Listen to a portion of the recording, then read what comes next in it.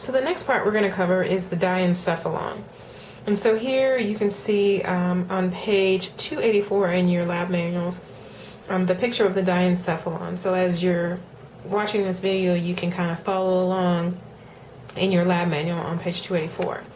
So the model that you can use to identify the structures of the diencephalon in the brainstem region is this model here. So you can use what I refer to as my half-head model, or you can use any of the brain models. So you have this model here, and then you also have this brain model that shows the different parts of the diencephalon as well. So when we're looking at the diencephalon, you can see here, this here is the cerebrum, this area here. And then right underneath the cerebrum, you have then the this structure here. This is white matter. It's called the corpus callosum. And so the corpus callosum is the top ridge of this cavity. So this is really a cavity, or what we refer to as a ventricle. So this is the lateral ventricle. If we saw the other half of the brain, then there would be a second lateral ventricle. So in each cerebrum you have a lateral ventricle. So the top of the ventricle, the lateral ventricle, is the corpus callosum. The belly, or the bottom side of the lateral ventricle, this little piece of white structure here, the white matter, is called the fornix. Okay. Now when we come to forward, where the corpus callosum and the fornix meets, you have this little circular structure here. This is called the anterior commissure. And so it is also white matter. Now the corpus callosum, the fornix, and the anterior commissure, all three of these together represent basically what they call white matter tracts. And so what they do is they allow communication between the two hemispheres of the cerebrum, as well as communication from the front side of the cerebrum, like from the frontal lobe to the occipital lobe, and so on and so forth. Now when we move in here a little bit closer so you can see these structures, this structure here represents the optic chiasma. And so when we look at the brain on the belly side here a little bit later, the corpus chiasma is where the optic nerves, these are the nerves coming from the eye, this is where they are going to basically crisscross. So that means some of the information from the left eye is going to go to the right side of the brain, and some of the information from the left eye goes to the right side, and the left side to the right. So some of the information from each eye goes to the both parts of the hemisphere. Now in this area right here, this area here is called the hypothalamus. The hypothalamus is the area that basically controls all of your endocrine system, so that's your hormonal control.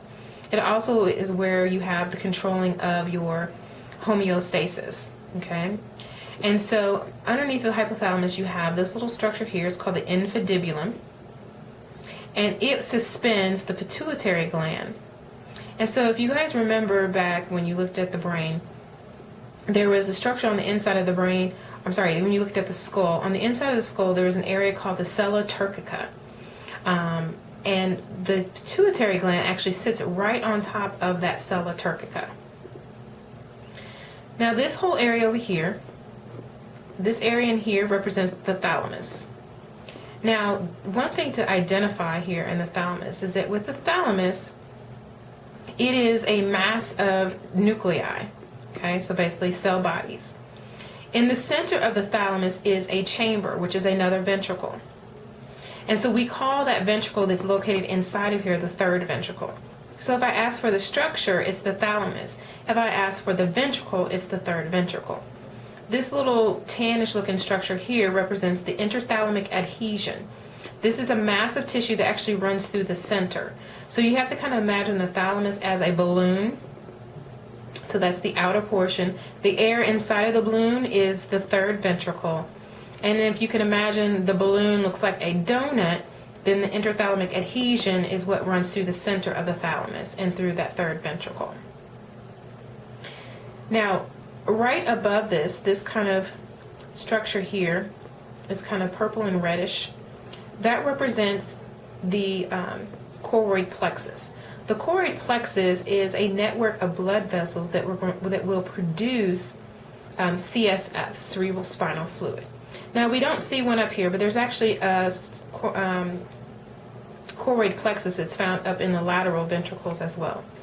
And so in each ventricle, so you have the lateral ventricle here, and here you have the third ventricle, and then there's a lateral ventricle of the other cerebrum. They're all going to have a choroid plexus that's going to produce CSF, cerebral spinal fluid. Now located behind the thalamus, you have two additional structures here. So you have this little structure sitting out here. That's the pineal gland. The pineal gland produces melatonin. Melatonin helps to regulate your wake and sleep patterns. Underneath of that is another little white circular structure that represents the posterior commissure. So again, that's another white matter tract. So the structures I've highlighted so far, these structures in here, that whole area is the diencephalon, including this little structure here, which is the mammillary body. So if you look at both the brains together, these two little mammillary bodies look like breasts. And so it's kind of an easier way to remember it. The mammillary body, or basically a breast there, okay? So all of this area then is the diencephalon region. Now when we move down into the brainstem includes this area here, which is the pons. It also includes this area here, which is the medulla oblongata. And then it includes this area over here. So there's two little bumps there. Together it's called the corpora quadrigemina. Separately, you have the superior colliculi and the inferior colliculi. Now, in this area, this little drainage here is the cerebral aqueduct, which drains into the fourth ventricle, which is right here.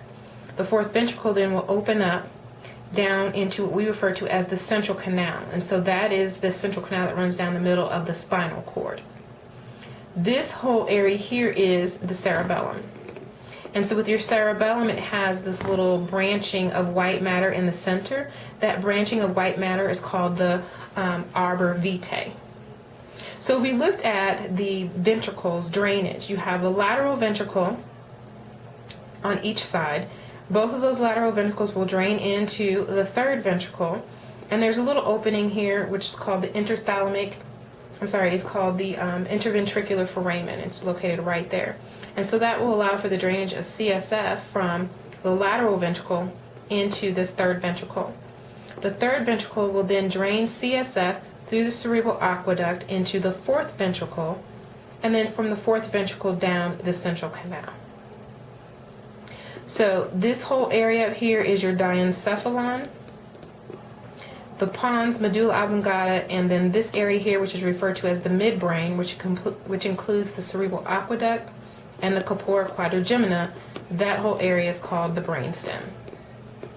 Okay?